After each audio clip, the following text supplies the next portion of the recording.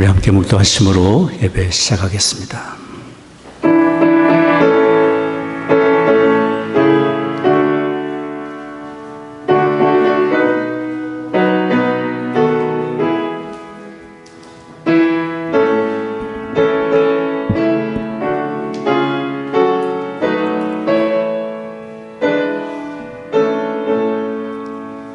여호와는 너를 지키시는 자라. 여호와께서 내 우편에서 내 그늘이 되시나니 낮에 해가 너를 상치 아니하며 밤의 달도 너를 해치 아니하리로다. 여호와께서 너를 지켜 모든 환난을 면케 하시며 또 내 영혼을 지키시리로다. 존귀하신 아버지 하나님, 구원의 은혜를 베푸시며 날마다 우리를 지키시고 보호하시고 선한 길 의의 길로 인도하시는 아버지 하나님께 감사와 찬송을 드립니다. 오늘도 저희들 주의 부르심 받아 이처럼 모여 예배합니다. 이곳에 주의 거룩하신 영으로 임재하시사 홀로 존귀와 영광을 받으시옵소서. 우리의 드리는 찬송과 기도와 묵상이 아버지 하나님께 다 연락되기를 원합니다. 우리 주 예수 그리스도의 거룩하신 이름으로 기원하옵나이다. 아멘.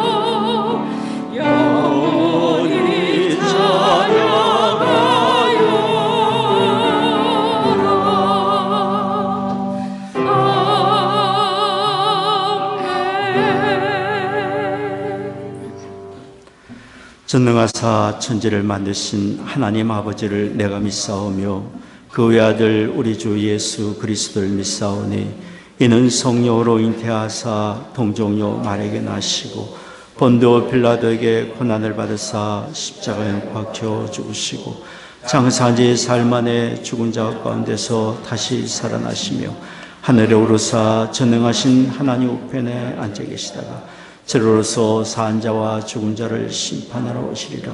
성령을 믿사오며 거룩한 공예와 성도와 서로 교통한 것과 죄를 사해 주시는 것과 몸이 다시 사는 것과 영원히 사는 것을 믿사옵나이다. 아멘.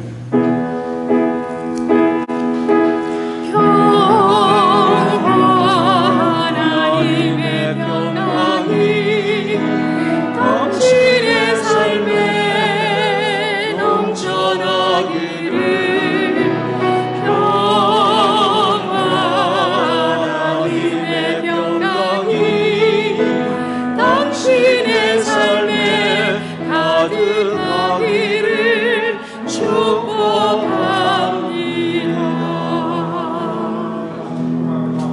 찬송합니다.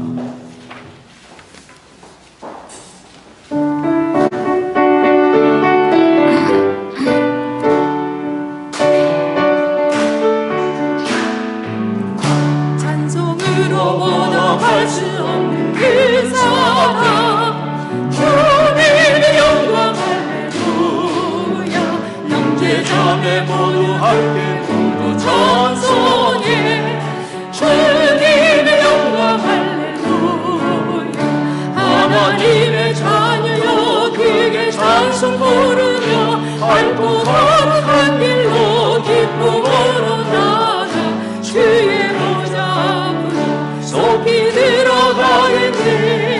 주님의 영광 할렐루야. 주리 받은 그들의 말할 수 없네. 주님의 영광 할렐루야. 기쁜 찬송 부르면서 장구 가겠네. 주님의 영광 할렐루야. 하나님의 자녀여 그게 찬송 부르며 밟고 걸어간 길로 기쁨으로 나가 주의 보좌 앞으로 속히 들어가겠네. 주님의 영광 할렐루야. 잠시 후에 우리 모두 주를 보겠네. 주님의 영광 할렐루야. 영광스러운 보좌 위에 거룩하신 주. 주님의 영광 할렐루야. 하나님의 자녀여 그게 찬송 부르며 밟고 걸어간 길로 기쁨으로 나가 주의 보좌 앞으로 속히 들어가겠네. 주님의 영광 할렐루야. 만국 백성 중국에서 소리 높여서 주님의 영광 할렐루야. 영원토록 주의 공로 찬양하겠네. 주님의 영광 할렐루야. 하나님의 자녀여 그게 찬송 부르며 밟고 걸어간 길로 기쁨으로 나가 주의 보좌 앞으로 속히 들어가겠네. 주님의 영광 할렐루야. 아멘.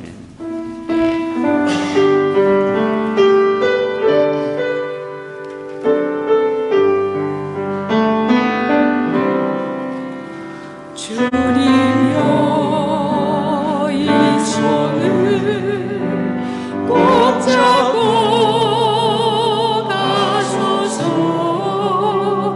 약하고 피곤한 이 몸을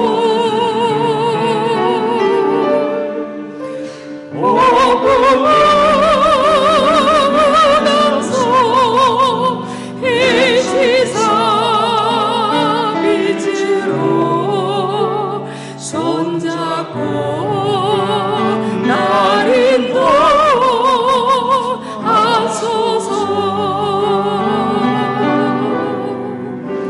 인생이 힘들고 고난이 겹칠 때 주님여 날 도와주소서.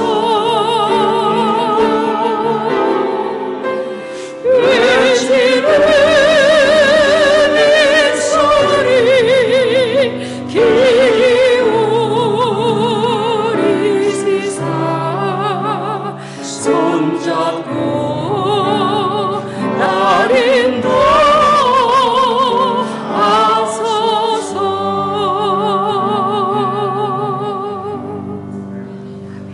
아멘. 교동문 51번 함께 교독하겠습니다. 믿음은 바라는 것들의 실상이요 보지 못하는 것들의 증거니 믿음으로 모든 세계가 하나님의 말씀으로 지어진 줄을 우리가 아나니 믿음으로 아벨은 가인보다 더 나은 제사를 하나님께 드림으로 의로운 자라 하시는 증거를 얻었으니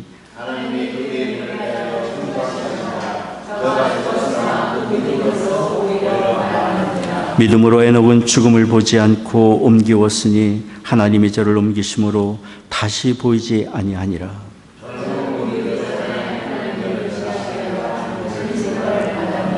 믿음이 없이는 기쁘시게 못하나니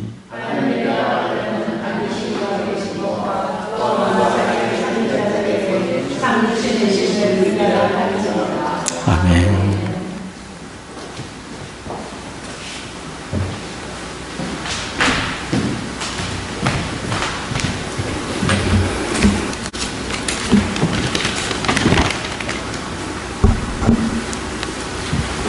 전능하시며 온 천지의 왕이신 주 여호와 하나님 아버지를 찬양합니다. 오늘도 하나님 아버지의 크신 사랑에 힘입어 주의 잔으로 나오게 하시니 감사 또 감사드립니다. 여호와 하나님은 우리의 진정한 아버지이시며 영원한 생명이 되시며 나의 구원자이심을 믿습니다. 오늘 높으신 주 여호와 하나님 아버지의 이름을 찬양하며 경배를 드리오니 우리의 예배를 받아주시옵소서. 사랑의 하나님 아버지, 주님의 계획 속에 가정을 세우시고 사랑하는 부모님을 통하여 이 가정이 세워져 갈 수 있게 인도하여 주심을 감사드립니다. 오늘은 아버지 주일입니다. 아버지와 부모님을 위해 이 시간 기도합니다. 저희들이 성장할 때는 6.25 전쟁이 끝나고 모든 것이 파괴되고 피폐하여 심지어 음식조차 구할 수 없었던 힘든 시기였습니다. 우리들의 부모님께서는 그 시기에 자신의 모든 것을 포기하며 희생하여 가정을 지켜오셨습니다. 부모님의 희생은 말로 표현할 수 없는 사랑이었습니다. 전능하신 하나님 아버지, 지금 저희들은 부모님의 그 마음을 헤아릴 수 없지만 우리에게 자녀됨의 지혜를 주셔서 부모님의 사랑에 합당한 삶을 살도록 인도하여 주시옵소서. 형제들아, 주 안에서 너희 부모에게 순종하라. 이것이 옳으니라. 내 아버지와 어머니를 공경하라. 이것은 약속이 있는 첫 계명이니 이로써 내가 잘되고 땅에서 장수하리라 라고 주님께서 말씀해 주셨습니다. 하나님의 거룩한 주님의 자녀가 되어 순종하고 공경할 수 있는 지혜를 주셔서 첫 계명을 지키며 살아가게 하여 주시옵소서. 치유의 하나님 아버지, 지금 이 세상은 전염병과 전쟁으로 인해 많은 주의 백성들이 고통 중에 있습니다. 걷잡을 수 없이 치솟는 물가, 또 새로 등장하는 변이된 코로나 바이러스, 하나님 아버지, 하루속히 이 전쟁을 종식시켜 주시옵고 전염병은 여기서 멈출 수 있도록 은혜 내려 주시옵소서. 주님은 언제나 주님을 찾고 구하는 자들에게 좋은 것으로 먹이시고 채워주신다고 하셨습니다. 이 어려운 상황 중에도 주님의 전에 나와 하나님을 찬양하며 예배하는 모자이크 성도들에게 하늘의 양식과 마음의 평안을 가득 채워 주시옵소서. 한국에 계신 송태길 목사님, 싱가포르의 송태석 한혜정 선교사님, 뉴저지의 이문빈 목사님, 하나님의 은혜에 감사하여 세계 곳곳을 누비며 여호와의 이름을 전파하는 수많은 선교사님들, 능력의 손을 펼치사 모든 어려움 비켜갈 수 있도록 지켜주시며 자녀들의 교육 문제, 건강, 경제적으로 어려움 당치 않도록 불꽃 같은 눈으로 지켜주시옵소서. 오늘 말씀을 전하실 사랑하는 이문분 목사님께 성령의 능력을 더입혀 주시고 선포하시는 목사님 듣는 우리 모두 같은 성령의 감화 감동이 있게 하여 주시며 교회전으로 향하여 발걸음을 딛는 우리는 하나님과 믿음의 형제 자매들을 만난다는 즐거운 마음으로 오게 하시고, 세상으로 나갈 때는 기쁘고 담대한 마음을 가지고 나가 이 세상의 빛과 소금의 역할을 충분히 감당할 수 있는 은혜 위에 은혜를 더하여 주시옵소서. 예배와 교회를 위하여 수고하는 모든 이들, 특별히 기타와 찬양으로 예배를 돕는 젊은 박창인 형제를 기억하시며 크신 복으로 채워 주시옵소서. 우리 어깨에 짊어져 있던 무거운 죄의 짐을 단칼에 잘라 새로운 생명과 기쁨을 주시는 주 예수 그리스도의 이름으로 기도합니다. 아멘.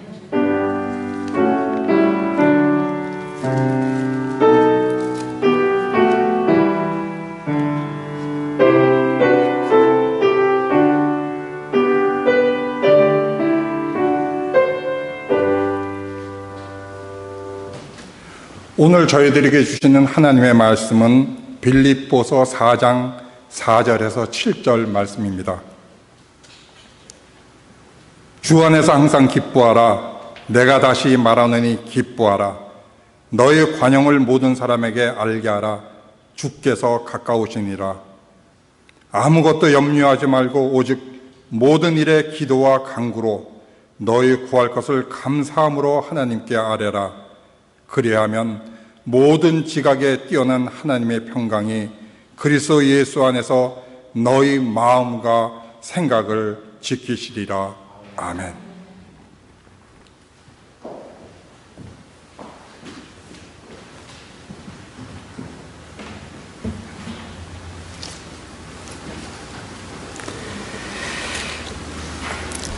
오늘 저희는 아버지 주일로 예배를 드리고 있습니다.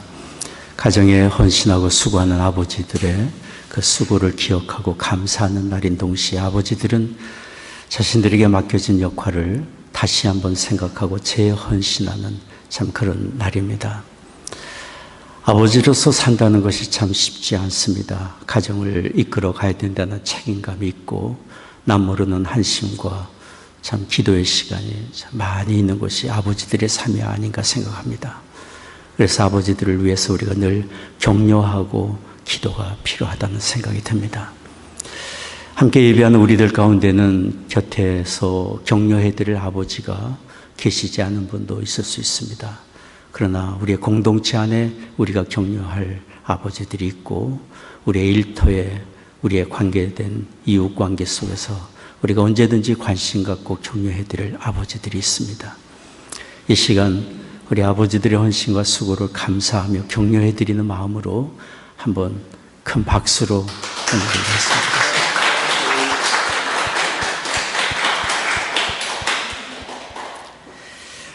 언젠가 어느 일갈지에 실린 이런 만화를 본 적이 있습니다. 어느 여기자가 거리에서 사람들에게 취재를 한 중에 어느 남성에게 질문했습니다. 선생님은 무엇을 하시는 분인가요? 그러자 이 남성이 말했습니다. 예, 저는 집에서 아이들을 키우는 아빠입니다. 그래서 이 기자가 다시 질문했습니다. 아니, 직업을 묻고 있는 것입니다.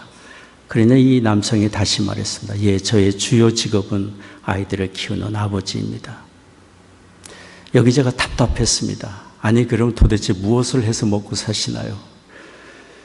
남성이 다시 대답했습니다. 예, 저의 주요 직업은 가정에서 아이들을 키우는 아버지이고 날라오는 청구서들 집 관리를 위해서 자그마한 가구점을 운영을 하고 있습니다.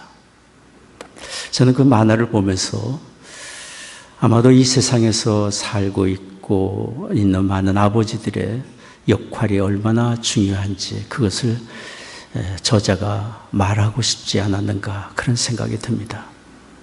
우리가 생각하는 것보다 한 가정의 아버지 역할은 참 중요합니다. 우리가 읽고 있는 창세기는 성경의 첫째 기록된 책입니다. 창세기는 1장에서 50장까지 기록이 되어 있죠.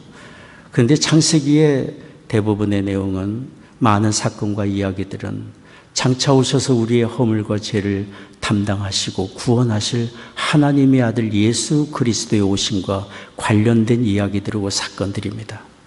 너무도 중요한 책이 창세기입니다. 그런데 이 창세기 전체 50장에는 가정의 이야기로 가득 차 있습니다.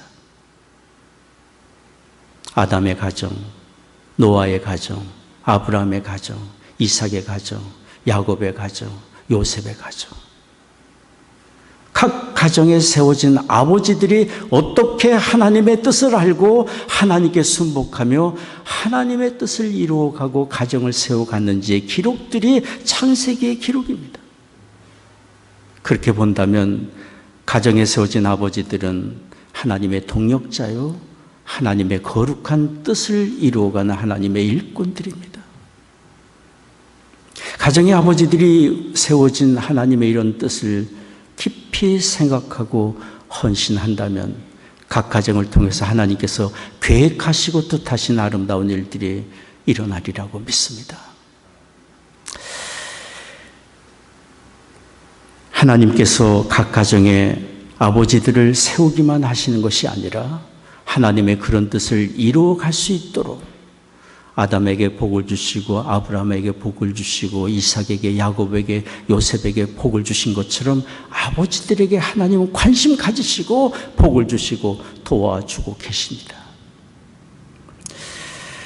그런 아버지들을 오늘 하나님의 말씀을 통해서 이 역할을 잘 감당해 나가기 위해 하나님이 주시는 음성을 듣고 더욱 용기와 힘을 얻을 수 있는 오늘 되기를 원합니다.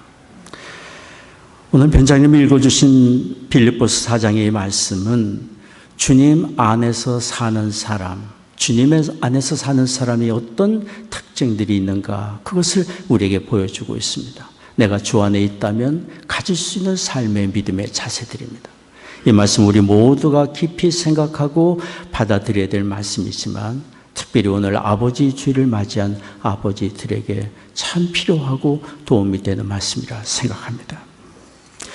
오늘 말씀의 첫째는 주님 안에서 사는 사람으로서 항상 기뻐하라고 말씀하고 있습니다. 기쁨을 잃지 말라고 말씀을 하고 있습니다.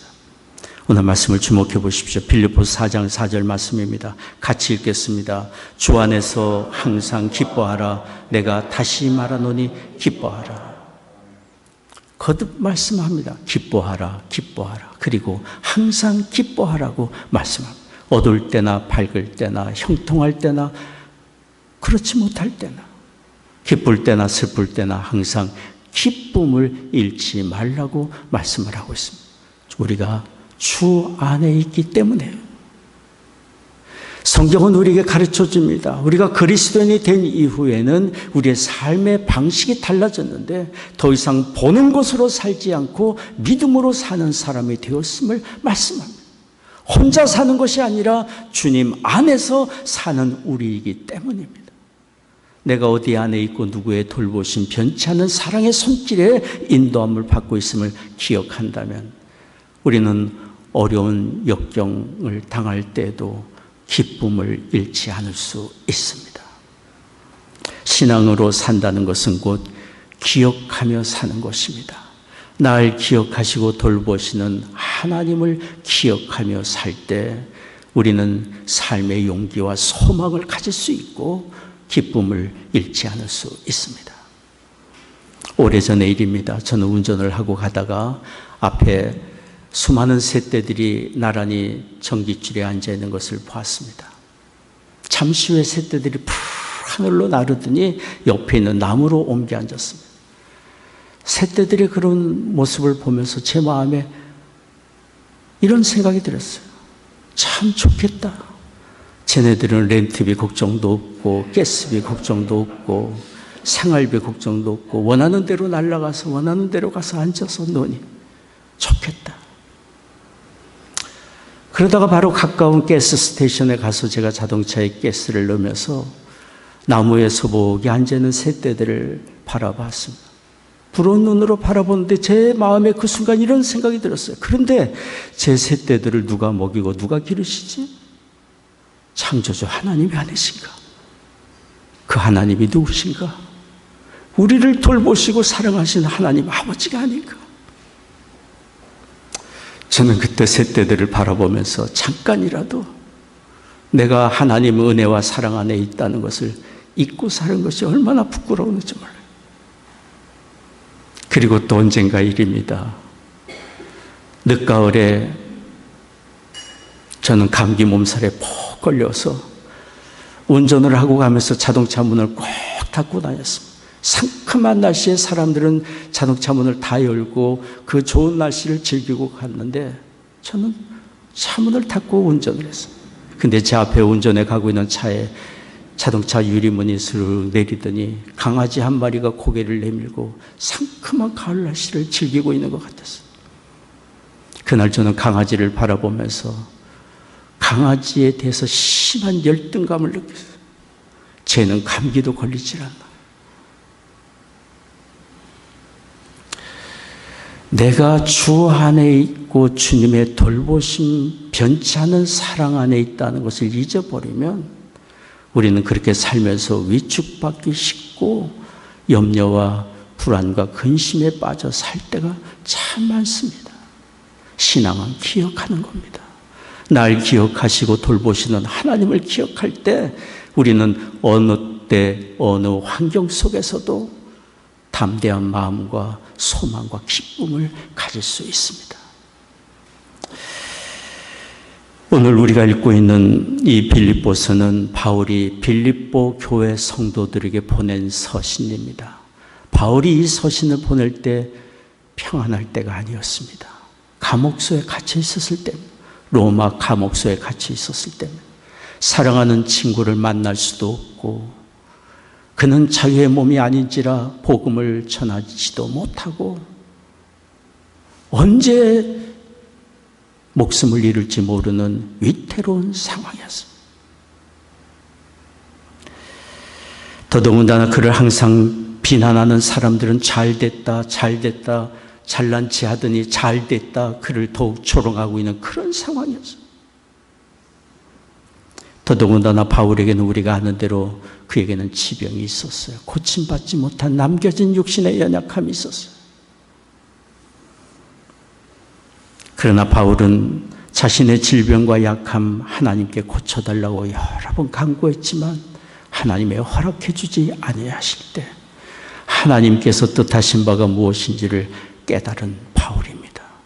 자신의 약함을 통하여 하나님 앞에 더욱 겸허하게 나아가고 하나님의 은혜 안에 머물고 하나님의 능력이 그의 약함을 통해 더욱 풍성하게 드러나기를 원하시는 하나님의 뜻이 있음을 그는 깨달았습니다. 그래서 고린도후서 12장 9절에 바울이 이렇게 고백한 것입니다. 내게 이르시기를 내 은혜가 내게 족하도다. 이는 내 능력이 약한 데서 온전하여 짐이라 하신지라. 이러므로 도리어 크게 기뻐함으로 나의 여러 약한 것들에 대하여 자랑하리니 이는 그리스도의 능력으로 내게 머물게 하려 함이라. 이것이 바울이 가졌던 믿음입니다. 그래서 바울은 로마의 감옥에 갇혀서 언제 목숨을 잃을지 못하는 위태로운 상황에 있었고 육신으로는 연약함 가운데 있었지만 오늘 우리는 읽지 않았지만 빌립보 4장 10절에 말하는 것입니다. 내가 크게 기뻐하면 주 안에서 크게 기뻐하면 바로 그런 바울이 성도들에게 감옥에 갇힌 바울이 자유의 몸 가운데 자유롭게 생활하는 빌립보 교회 성도들에게 오늘 빌립보 4장 4절에 말하는 것입니다. 주 안에서 항상 기뻐하라. 내가 다시 말하노니 기뻐하라. 이것이 우리 믿는 사람들이 가지고 살 수 있는 삶의 특권이고 우리가 받아 누리고 있는 은혜이기 때문에 주 안에 우리가 있기 때문에 우리가 무슨 일을 당하든지 우리를 보시고 아시고 선한 길로 인도하시는 하나님이 일하고 계심을 우리가 기억한다면 우리는 모든 일에 담대한 마음으로 삶을 맞서고 견디며 마침내 이기고 승리할 수 있습니다. 그러기까지 우리는 기쁨을 가질 수 있습니다. 그런데 우리가 주 안에서 이런 참된 기쁨과 소망을 가지기 위해서는 온전한 믿음으로 예수 그리스도 안에 거할 수 있어야 합니다. 진정한 믿음은 굴복입니다. 진정한 믿음은 예수 그리스도께 굴복하는 겁니다. 나의 옛 성품과 옛 생활과 나의 옛 생활의 패턴에서 돌아서서 이제는 예수 그리스도 안에 거하며 그리스도를 따르기로 결단하고 주님께 굴복하는 것입니다. 그럴 때 두 마음이 아닌 온전한 한 마음으로 예수 그리스도와 하나가 될 수 있고 주님 안에 거하며 주의 인도하심을 따라 주께서 주시는 참된 평안과 기쁨을 얻을 수 있습니다. 주님과의 온전한 믿음의 관계, 주님의 거룩하심을 온전히 본받아 살고자 하는 편안한 삶의 뚜렷한 방향이 있을수록 우리의 삶에는 진정한 평안이 있고 기쁨이 있습니다. 그래서 오늘 성경에 말씀합니다. 오늘 읽지 않았습니다마는 빌립보 4장 8절 9절 말씀입니다. 여러분 보이시면 같이 읽겠습니다. 정말로 형제들아 무엇에든지 참되며 무엇에든지 경건하며 무엇에든지 오르며 무엇에든지 정결하며 무엇에든지 사랑할 만하며 무엇에든지 칭찬할 만하며 무슨 덕이 있든지 무슨 기림이 있든지 이것들을 생각하라. 너희는 내게 배우고 받고 듣고 본 바를 행하라. 그리하면 평강의 하나님이 너희와 함께 계시리라. 어둠 속에 있을 때는 어둠의 일이 무엇인지를 모르고 그냥 나의 개인의 취향과 자기의 권리 주장과 자유를 쫓아 정욕 속에 살아갈 수 있었습니다. 그러나 빛 대신 예수 그리스도 앞에 우리가 진심으로 나오게 된다면 거짓과 부정함이 몹시 싫어지기 마련인 것이고 돌아서서 주님의 온전하고 선하심을 본받아 살고자 하는 열망, 뜨거운 소망이 우리에게 생기기 마련입니다. 어거스틴은 한때 육신의 쾌락을 쫓아 살았던 사람입니다. 그렇게 살면 참 만족과 기쁨을 얻으리라 생각했습니다. 그러나 그는 정욕대로 살았지만 마음에 도무지 평안을 얻지 못하고 기쁨을 얻을 수 없었습니다. 그가 괴로워하며 어느 날 무화과 나무 아래 주저앉아 통곡하며 하나님께 기도하며 부르짖었습니다. 하나님, 언제까지 저를 이렇게 죄악 가운데 그대로 두시렵니까? 이 부끄러운 삶 속에 언제까지 저를 그대로 두시렵니까?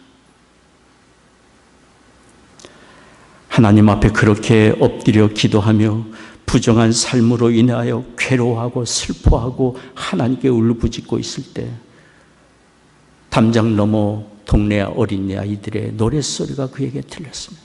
집어서 읽어라, 집어서 읽어라. 오거스틴은 아이들의 노랫소리를 하나님께서 자신에게 깨우쳐 주시는 음성으로 들었습니다. 성경을 읽으라는 주의 음성으로 들었습니다. 집 안으로 뛰어들어가 오거스틴은 성경책을 펴서 읽기 시작했어요. 그가 마침 펴서 읽은 성경이 로마서 13장 12절 14절까지 말씀이에요. 밤이 깊고 낮이 가까웠으니 그러므로 우리가 어둠의 일을 벗고 빛의 갑옷을 입자. 낮에와 같이 단정하고 방탕과 술 취하지 말며 음란과 호색하지 말며 쟁취와 시기하지 말고 오직 주 예수 그리스도로 옷 입고 정욕을 위하여 육신의 일을 도모하지 말라. 자기의 삶을 너무도 분명하게 정확하게 집어서 말씀하시는 주님 말씀 앞에 어거스틴 자기가 어디서부터 돌아서야 할지를 알게 되었고 자기의 지금까지 살아오고 고집스럽게 살아가는 부정한 삶을 왜 버려야 할지 그 이유를 알게 되었습니다. 주님 앞에 굴복했습니다. 주님 앞에 굴복했습니다. 주님께 굴복하는 순간 그는 그 마음에 지배했던 어둠이 떠나가게 되었고 이루 말할 수 없는 평안과 기쁨을 얻게 되었습니다. 어거스틴이 이렇게 고백했습니다. 한때는 잃어버릴까 두려워했던 열매 없는 기쁨들이 내게서 제거되었을 때 나는 너무나 평안했고 기뻤습니다. 내 빈자리에 하나님이 대신 찾아오셨기 때문입니다. 하나님 당신만이 나의 참된 기쁨이십니다. 주님은 나의 하나님, 나의 빛, 나의 부, 나의 구원이십니다. 방탕의 길에서 돌이켜 예수 그리스도께 온전히 굴복한 어거스틴은 그 후에 성 어거스틴이라 불리게 되었고 주님을 닮은 사람, 주님을 따르는 사람으로서 그의 사역과 많은 처소들을 통하여 온 세상 수많은 사람들을 그리스도 앞으로 인도하는 위대한 삶을 살게 된 것입니다. 우리가 진실한 마음으로 예수님께 굴복할 때 우리는 예수님과 하나가 될 수 있고 주님 안에 거하며 주님이 주시는 참된 평안과 기쁨을 얻을 수 있습니다. 이 은혜가 우리 모두에게 있기를 원합니다. 특별히 가정의 아버지들이 이 은혜를 받아 누릴 수 있기를 원합니다. 둘째로 오늘 성경이 우리에게 말씀해 줍니다. 주 안에 사는 사람에게 필요한 것, 그것은 관용을 베푸는 사람이 되는 것입니다. 관용을 베푸는 사람이 되는 것입니다. 오늘 말씀 빌립보서 4장 5절이 말씀합니다. 너희 관용을 모든 사람에게 알게 하라. 주께서 가까우시니라. 우리 다시 한번 같이 읽겠습니다. 너희 관용을 모든 사람에게 알게 하라. 주께서 가까우시니라. 관용이란 무엇입니까? 너그럽게 용서하고 받아주는 겁니다. 너그럽게 다른 사람의 허물과 잘못을 용서해주고 받아주는 것입니다. 우리가 이런 관용의 마음을 품어야 될 이유는 적어도 세 가지가 있습니다. 첫 번째는 우리가 하나님의 긍휼과 용서함 속에 살고 있고 지금도 그런 긍휼과 자비의 하나님의 손길에 인도함을 받고 있기 때문입니다.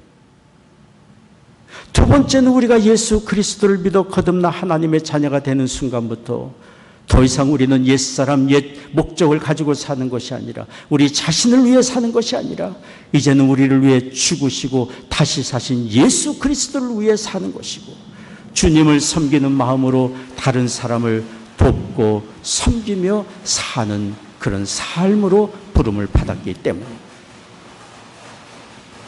세 번째는 우리 모두가 때가 되면 우리의 살아온 삶을 주님 앞에 보고해야 될 주님을 만날 그때가 다가오고 있기 때문입니다.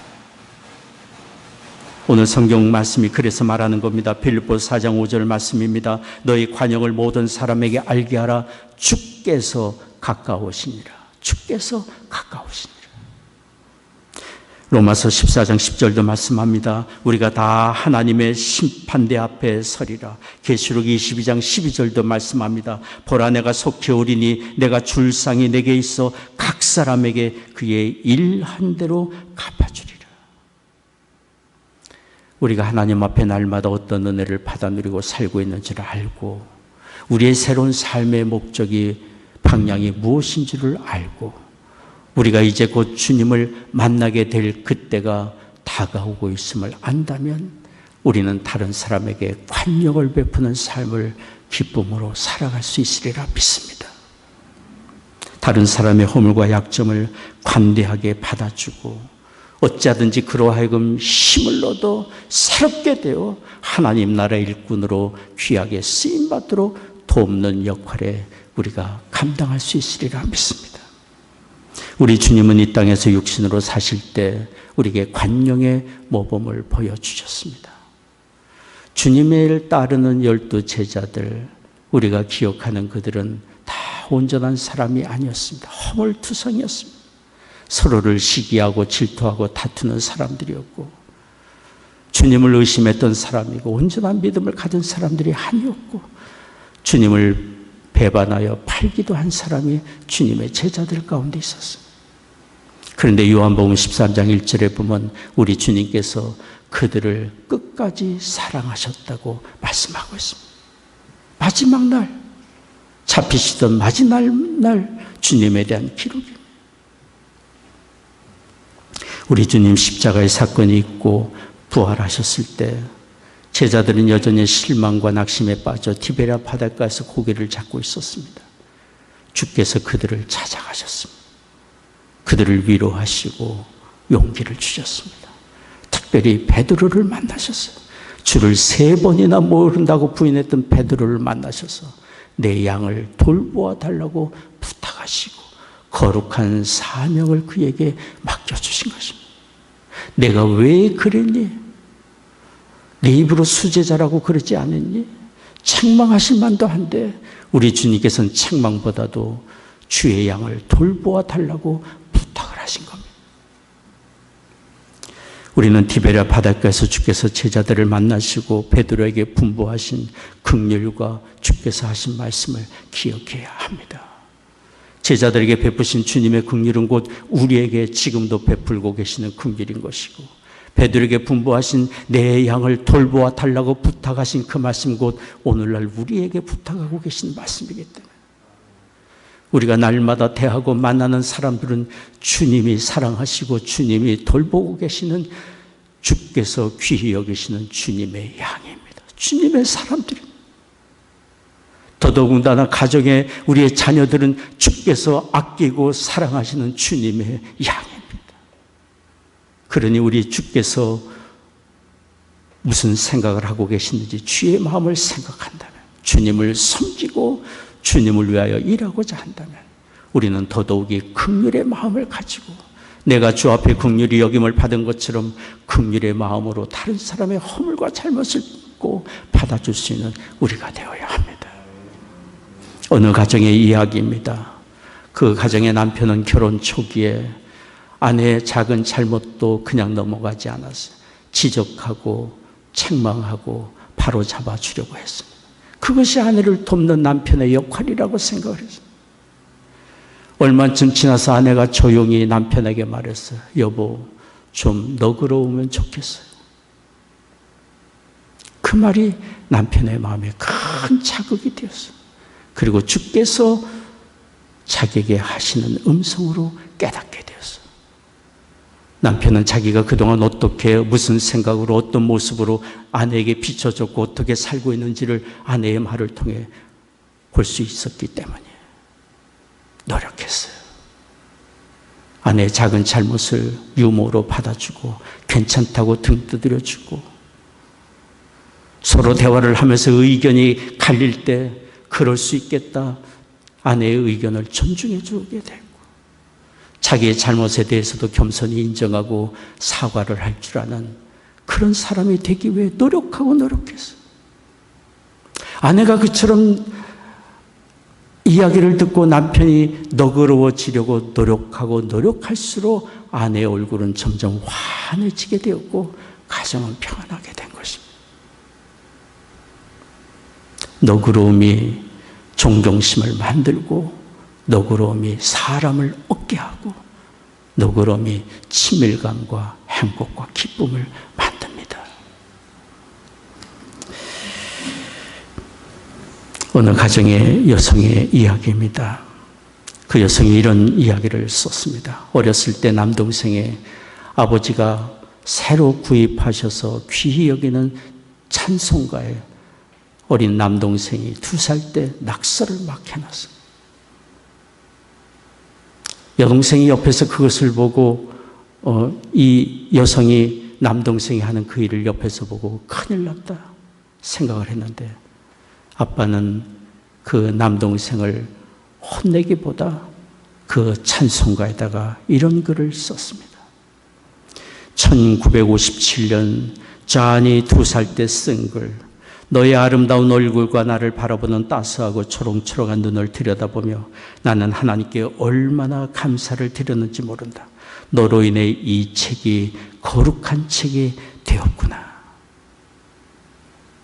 세월이 지나서 성인이 된 그 딸은 그때 아버지가 행하신 일을 회상하면서 이렇게 말했습니다. 그때 내 아버지는 나에게 무엇이 중요한지를 가르쳐 주셨다. 물질보다 사람이 더 중요하고, 비난보다 너그러움이 더 많은 일을 하며, 가족에게 중요한 것은 사랑이라는 것을 일깨워 주셨다. 그렇습니다. 조금 더 우리 자신을 다스리고 우리가 받은 긍휼의 은혜를 생각하며 너그러워지려고 한다면 그런 우리를 통해 선하고 아름다운 많은 일들이 일어나게 되리라 믿습니다. 물론 우리는 잘못된 길을 갈 때 훈계하고 바른 길로 가도록 바로 잡아주고 인도해 주어야 합니다. 그러나 대부분 우리의 삶의 경우는 관용으로 품어줄 수 있는 일들이고 너그러움으로 더 나은 결과를 만들 수 있는 그런 일들이 대부분입니다. 그러니 하나님의 용서와 사랑을 느끼게 하는 사람, 하나님의 마음을 닮은 분, 하나님의 은혜를 느끼게 하는 아버지, 우리가 그렇게 살아간다면 우리를 통해서 하나님께서 행하실 일들이 너무도 많으리라 믿습니다. 마지막 세 번째입니다. 오늘 성경은 주 안에서 사는 사람으로서 우리가 무엇을 해야 할지를 말해주고 있습니다. 그것은 기도하는 사람이 되는 것입니다. 기도하는 사람이 이 세상을 붙들고, 기도하는 사람이 어려움에 처한 사람을 하나님 앞으로 인도하는 제사장의 역할을 감당하고 있기 때문에, 가정에서 아버지가 이런 제사장적 역할을 감당하며 기도하는 자리에 굳건히 설 때 가정은 안심하고 위로받고 소망을 얻게 되리라 믿습니다. 하나님은 우리를 기도의 자리로 부르고 계십니다. 우리의 기도를 기다리시고 우리의 기도에 응답하기를 기뻐하십니다. 오늘 말씀을 보십시오. 빌립보서 4장 6절 7절 말씀입니다. 같이 읽겠습니다. 아무것도 염려하지 말고 오직 모든 일에 기도와 간구로 너희 구할 것을 감사함으로 하나님께 아뢰라. 그리하면 모든 지각에 뛰어난 하나님의 평강이 그리스도 예수 안에서 너희 마음과 생각을 지키시리라. 아무것도 염려하지 말고, 염려와 낙심이 찾아올 때 기도하라고 말씀하고 있습니다. 하나님이 우리의 기도를 듣기를 원하시기 때문에. 우리 CNM의 교단에 화이트사이드 목사님이 계십니다. 성함이 화이트사이드입니다. 펜실베니아의 철강 도시인 피츠버그의 빈민 지역에서 목회하시며 구제 사역을 하시는 그런 목사님이십니다. 거리의 사람들을 사랑으로 돌보았습니다. 돌봄을 받는 사람들은 이 화이트사이드 목사님에게 아빠, 아버지라고 불렀습니다. 어려운 일이 있으면 달려와서 기도로 부탁하곤 했습니다. 그럴 때마다 이 목사님은 문제를 가지고 온 사람들에게 이렇게 말했습니다. 형제님 얼마나 힘드세요. 그런데 우리는 갈 곳이 있습니다. 자, 이걸 아버지 하나님께 가지고 갑시다. 문제를 가지고 온 그 사람과 함께 하나님 아버지께로 그 문제를 가지고 가서 간절히 기도하면서 많은 사람들이 치유받고 회복되고 삶에서 용기를 얻는 그런 역사들이 피츠버그 땅에 일어나고 있는 것입니다. 사람들은 그 목사님을 피츠버그의 기도자라고 불렀습니다. 우리는 살면서 부딪히는 어려운 문제, 자칫 감정에 빠지고 우리 홀로 생각에 빠지다 보면 그 문제를 안고 혼자 씨름하며 근심과 염려에 빠질 수 있습니다. 그러나 우리는 기억해야 합니다. 그 문제를 가지고 갈 곳이 있습니다. 하나님 아버지께로 그 문제를 가지고 가서 하나님 아버지께 하려는 것입니다. 빌립보서 4장에 분명히 말씀하고 있지 않습니까? 염려하지 말고 오직 기도와 간구로 너희 구할 것을 감사함으로 하나님께 아뢰라고 말씀하고 계십니다. 감사란 하나님께서 들으시고 응답하시고 선하신 뜻 가운데 행하실 것을 하나님을 인정하고 의뢰하고 하나님께 맡기는 고백 아닙니까? 아버지로서 살아가는 것이 정말 만만치 않고 힘겨운 여정일 수 있지만 우리는 기도할 수 있습니다. 가정의 문제 앞에, 개인의 문제 앞에, 역할의 문제로 고민이 될 때 하나님 아버지께로 그 문제를 가지고 가서 우리가 간구한다면 하나님의 동역자로 세우시고 가정을 세우는데 하나님의 일꾼으로 세워주신 하나님께서 귀히 보시고 그 기도를 들으시며 손잡아 선한 길 인도해 주시리라 믿습니다. 우리 가정의 아버지들 낙심하지 않고 용기를 얻어 기도하며 살아갈 수 있도록 곁에서 기도해 드리며 격려해 드리는 우리가 되기를 원합니다.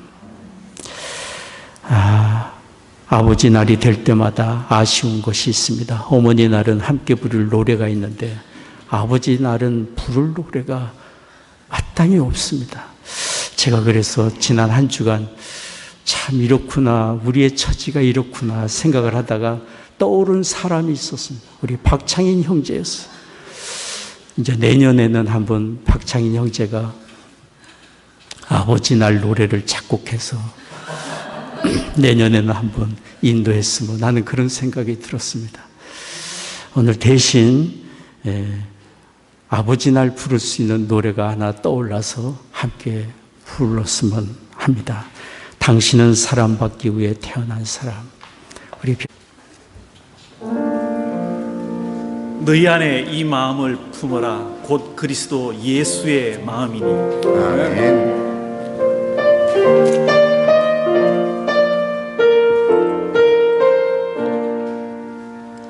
주님의 마음을 본받는 자, 그 맘에 평강이 찾아오는 험악한 세상을 이길 힘이 하늘로부터 임함이로다.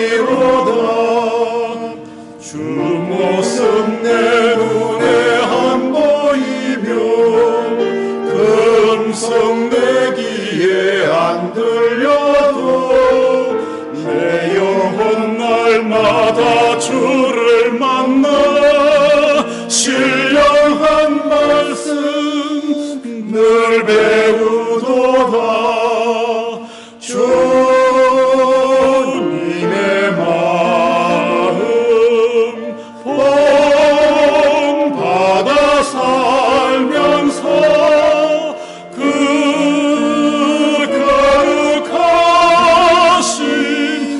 나도 이루리. 가는 길 거칠고 험하여도 내 맘에 불평이 없어짐은 십자가 고난을 이겨내신 주님의 마음 본받음이라. 주 예수 세상에 다시 오실 그날엔 무성도 변화하여 주님의 빛나는 그 형상을 다 함께 보며 주 찬양하리. 주님의 마음 본받아 살면서 그 거룩하심 나도 이루리. 아멘.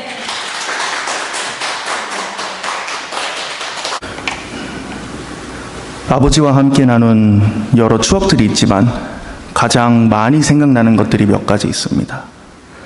그 중에 하나는 제가 초등학생일 때 학교에서 주최한 아빠 캠프를 아버지하고만 같이 1박 2일 동안 다녀온 때입니다. 텐트를 치는 것부터 시작해서 밤에 라면을 끓여 먹는 것까지 정말 많은 활동들을 아버지와 함께 했는데요.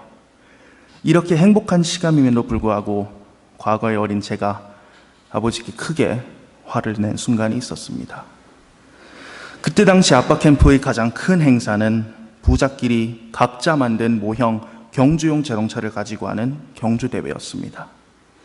예선전에서 아주 좋은 성적을 내고 사회자님께서 저희 자동차를 직접 언급까지 해주신 상태였던 저는 본선 경기에서 1등으로 우승할 거라는 확신에 차 있었습니다.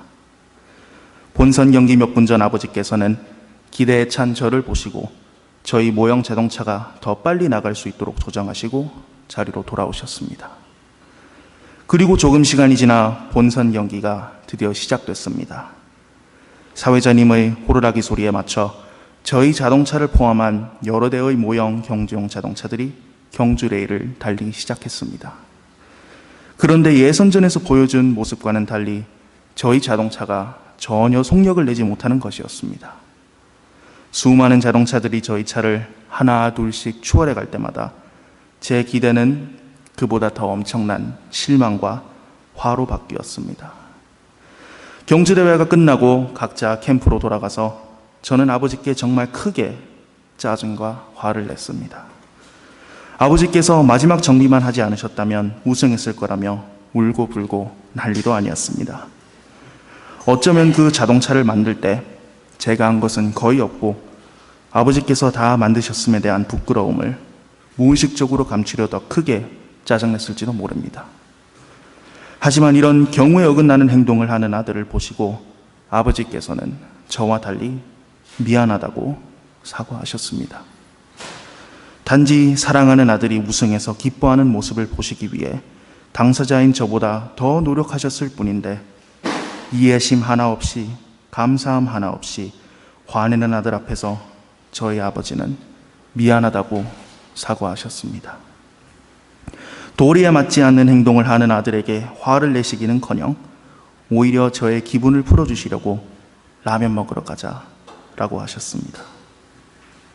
전혀 받을 자격이 없는 자식임에도 불구하고 끝까지 사랑해 주시는 우리 아버지, 끝까지 제 편이 되어주시는 우리 아버지, 항상 제 마음을 표현하려고 노력하지만 오늘은 특별히 아버지 날을 맞아 이 편지를 통해 아버지께 제 감사함을 전하고 싶습니다.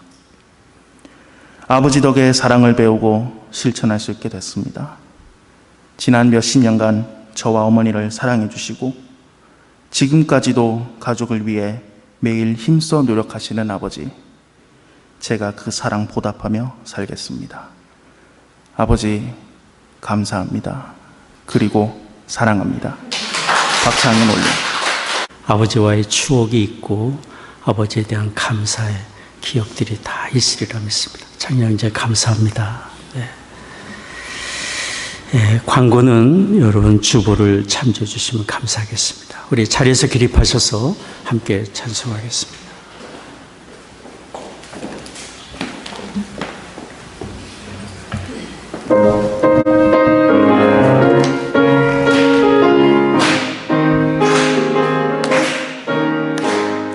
주의 친절한 아래 어디세 우리 마음이 평안하리니 항상 기쁘고 복이 되겠네 영원하신 발에 안기세 주의 발에 이끄신 발에 안기세 주의 발에 영원하신 발에 안기세 날이 갈수록 주의 사랑이 두루 광명하게 비치고 전성 가는 길 편히 가리니 영원하신 발에 안기세 주의 발에 이끄신 발에 안기세 주의 발에 영원하신 발에 안기세 주의 보좌로 나갈 때에 기뻐 찬미 소리 외치고 억파 두려움 없어지리니 영원하신 발에 안기세 주의 발에 이끄신 발에 안기세 주의 발에 영원하신 발에 안기세. 기도하겠습니다. 지금은 우리의 구원의 주 예수 그리스도의 은혜와 아버지 하나님의 크신 사랑하심과 성령의 위로 교통 임재하심이 오늘 아버지 주일 예배를 드리고 돌아가는 성도들의 심령과 가정과 산업의 현장 외에 이제로부터 영원히 함께 하시기를 축원하옵나이다. 아멘.